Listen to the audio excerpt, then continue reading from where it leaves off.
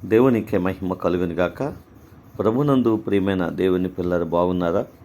దేవుని మహాదయని బట్టి దేవాది దేవుడు రాత్రికాల సమంతా ఆయన రెక్కల చాటున భద్రపరిచి ఈ ఉదయకాల సమయంలో చక్కటి సమయాన్ని ప్రభు మనందరికి అనుగ్రహించారు. లేచి ఉదయకాల సమయంలో ప్రార్థన చేసుకొని దేవుని వాక్యాన్ని ధ్యానించి ఈ దినాన్ని ప్రారంభించారు కదూ. ఒకవేళ లేకపోయినట్లయితే ఇప్పుడైనా ప్రభు సందులో ప్రార్థన చేసుకొని ప్రారంభించడానికి ప్రయత్నం చేయండి.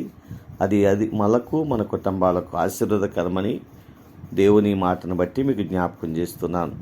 రండి, పరిశుద్ధ గ్రంథంలోంచి ఒక చిన్న మాట మనం జ్ఞాపకం చేసుకుందాం.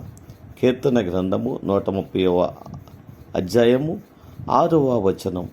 కావలి వారు ఉదయము కొరకు కనిపెట్టుట కంటే ఎక్కువగా నా ప్రాణము ప్రభువు కొరకు కనిపెట్టుచున్నది. దేవునికి మహిమ కలుగును గాక.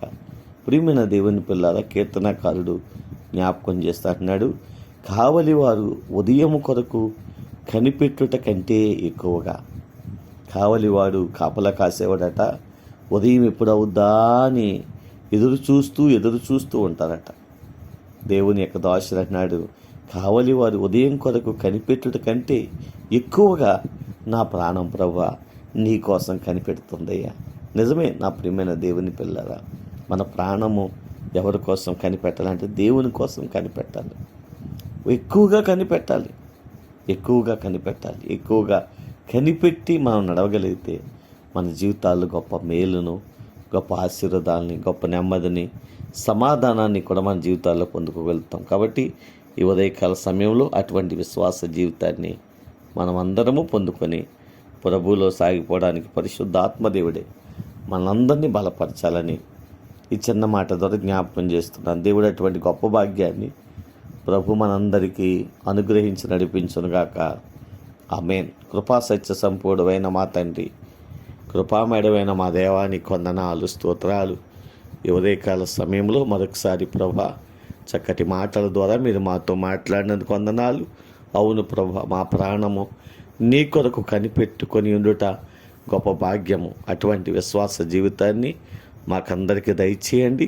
స్థానిక సంఘాన్ని, గ్రామాన్ని కూడా దీవించండి. మా రాష్ట్రాన్ని జ్ఞాపకం చేసుకుని రాష్ట్ర పిల్లలందరినీ దీవించండి.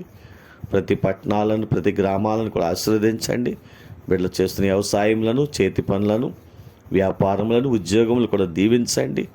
బలహీనులుగా ఉన్న వారందరినీ మీ రక్తం చేత కడగండి.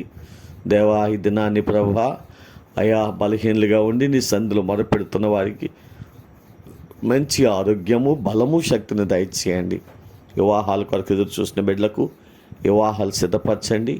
గర్భఫలం కొరకు కన్నీళ్లు కారుస్తున్న బిడ్డలను వారి గర్భఫలాలు దయచేయండి ప్రభువా. ఎవరు ఏ విధమైనటువంటి ఇబ్బంది లేకుండా సహాయం చేయండి. అయా ఈ దినాన్ని ప్రభువా ఎవరైతే సమస్యలతో కన్నీళ్లు కారుస్తున్నారో వారి సమస్యల్లో నుండి వారిని లేవనెత్తండి. నెమ్మది, క్షేమమును వారికి దయచేయండి.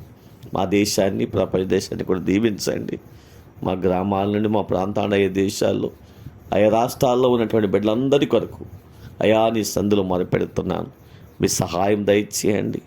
నీ నామాన్ని ప్రేమించి బిడ్డలు చేస్తున్న ప్రతి సత్కారములకు రావాల్సినటువంటి నూరంతల ఆశీర్వాదాలు ప్రభువా ప్రతి ఒక్కరికి నీ నామములో అనుగ్రహించమని దేవా. ఇంకా నువ్వు ఎవరైతే సమస్యలతో కన్నీళ్లు కారుస్తున్నారో వారి సమస్యల నుండి వారిని విడిపించి నెమ్మది, క్షేమమునిచ్చి నడిపించి దేవా నీ గొప్ప కార్యాలు వారి జీవితాల్లో జరిగించి మహిమ పొందమని యేసు నామములో ప్రార్థించి స్తుతించి మీకు అప్పగిస్తున్నాము తండ్రి.